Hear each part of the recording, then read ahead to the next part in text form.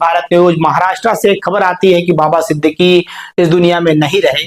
उन्हें उनकी आकस्मिक किन्हीं अज्ञात बदमाशों द्वारा गोली मारकर हत्या कर दी जाती है। लेकिन उसी के बाद में उत्तर प्रदेश से खबर आई कि एक जुलूस निकल रहा था जिसमें माता जी का मूर्ति विसर्जन के लिए बहराइच से लोग निकल करके अपने पंडालों से मूर्तियां लेकर के एक साथ निकल रहे थे। ऐसे में राम गोपाल मिश्रा नाम के व्यक्ति को 13 गोलियां दाग दी जाती है। ये घटना जैसे ही पता चलती है, बड़ी जंगल में आग की तरह ये घटना फैल जाती है।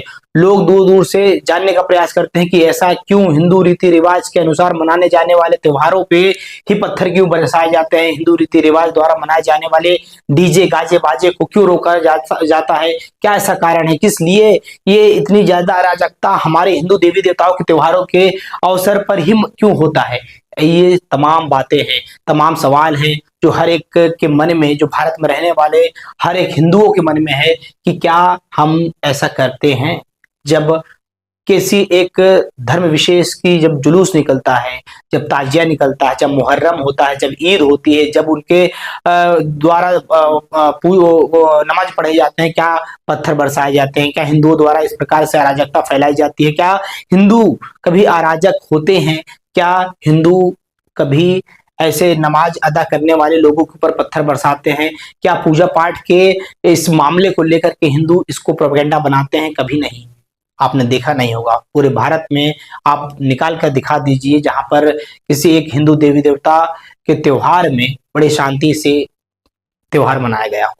हर बार हर वर्ष यही देखने को मिलता है कि कहीं महाराष्ट्र से खबर आती है, कहीं कर्नाटक से खबर आती है, कहीं उत्तर प्रदेश से खबर आती है, कहीं बिहार से खबर आती है कि जुलूस निकाला जा रहा था और कुछ अराजक तत्वों ने पत्थर फेंका, अराजक तत्वों द्वारा हमला किया गया, अराजक तत्वों द्वारा जुलूस को रोका गया, अराजक तत्वों द्वारा डीजे को रोका गया। ऐसा क्यों? हिंदू देवी देवताओं के रीति रिवाज से मनाए जाने वाले त्योहारों के समय पर ही ऐसा क्यों होता है? उत्तर प्रदेश की बहराइच की जो घटना है दोस्तों, सोचने पर मजबूर कर देगी कि कैसे नवरात्रि के पावन पर्व बीतने के बाद में राम गोपाल मिश्रा ने कभी सोचा नहीं होगा कि मेरी माता जी की जो मूर्ति है उसके विसर्जन से पहले ही मैं इस दुनिया को छोड़ दूंगा। उस माँ का क्या रो रो कर बुरा हाल है जिसने अपने लाल को देखा कि 13 गोलियां छल्ली हो गई शरीर। उस भाई का क्या हाल हो रहा होगा जो कि अपने बड़े भाई को देखता है कि 13 गोलियां लग गई और मेरा भाई मेरे सामने दुनिया छोड़कर चला गया। उन साथियों का क्या हो रहा होगा कि जिन्होंने ये सोचा नहीं होगा कि राम गोपाल जो मेरे साथ चल रहा है अब कुछ दूर चलने के बाद में इस दुनिया को छोड़ देगा। क्या पूरा मामला है, क्या पूरी कहानी है, मैं आपको विस्तार रूप से दिखाता हूं, समझाने का प्रयास करता हूं।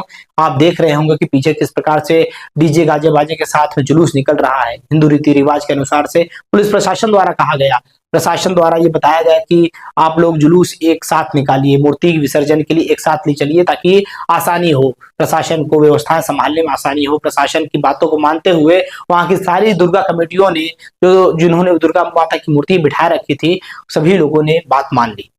सब एक साथ डीजे गाजे बाजे के साथ जब वहां से निकलते हैं, जो रोड मैप था, रास्ता तय था, रास्ता पहले से बताया जा चुका था, उस रास्ते से ही वो जुलूस निकलना था।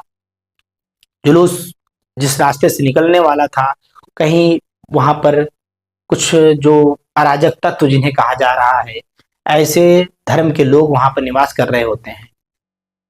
उनकी ये विडंबनाएं हो जाती है कि हिंदू रीति रिवाज से बजाय जो डीजे बज रहा है, जो बाजे बज रहे हैं, शाम का समय हो गया, नमाज अदा करने का समय है, इन डीजे बाजों गाजों को यहाँ से ना निकालिए। क्यों नहीं निकाले?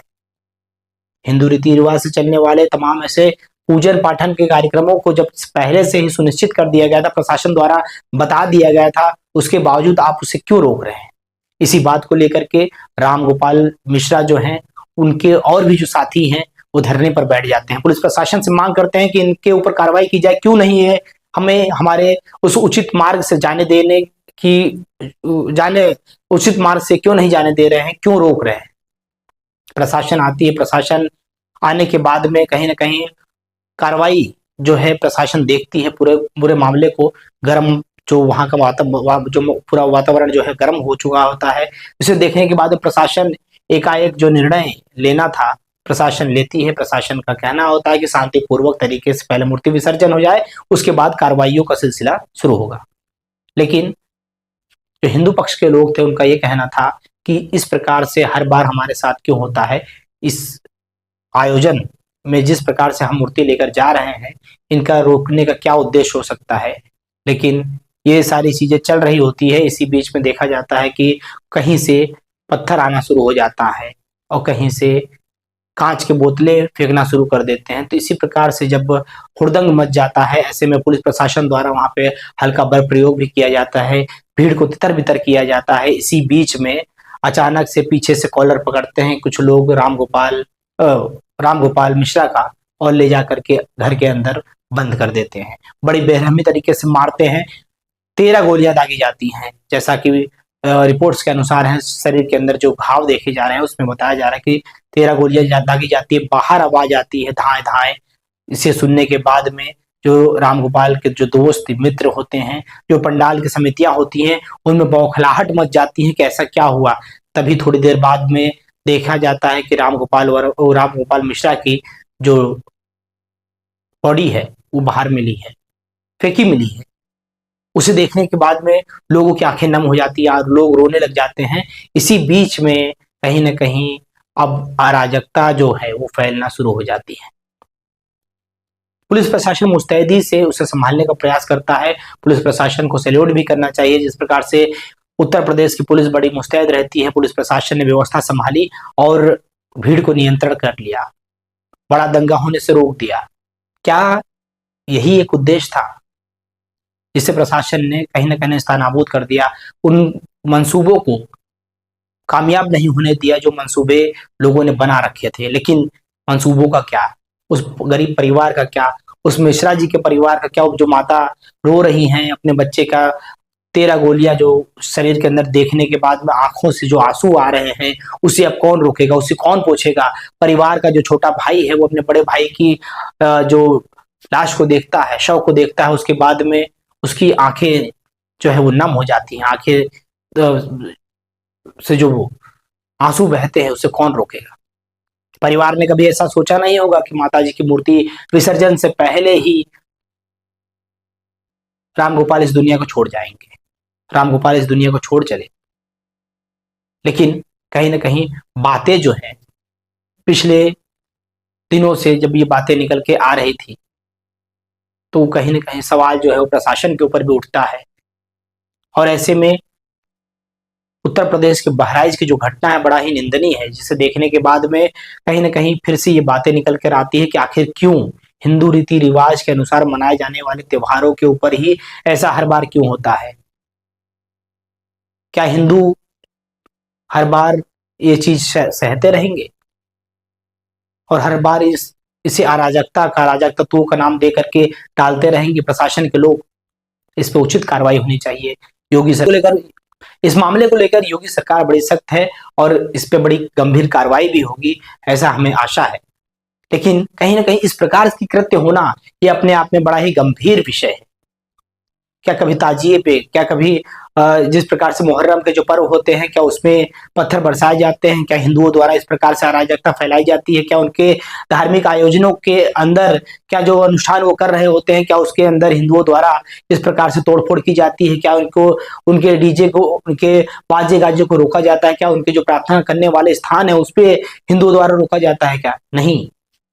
लेकिन फिर जैसे ही गणेश चतुर्थी आता है, जैसे ही रामनवमी का पर्व आता है, जैसे ही दशहरा आता है, जैसे ही ये नवरात्रि के पावन पावन बेला आता है, 9 दिन के त्योहार रहते हैं, इनको इनके कानों में जो भक्ति भाव है, भजन है, वो चुभने से लग जाते हैं। ऐसा क्यों? क्या भारत देश के अंदर आप रहते हैं, तमाम सभ्यताओं को, सब तमाम संस्कारों को, तमाम धार्मिक आयोजनों को जब हिंदू स्वीकार करता है तो आप भी स्वीकार करिए।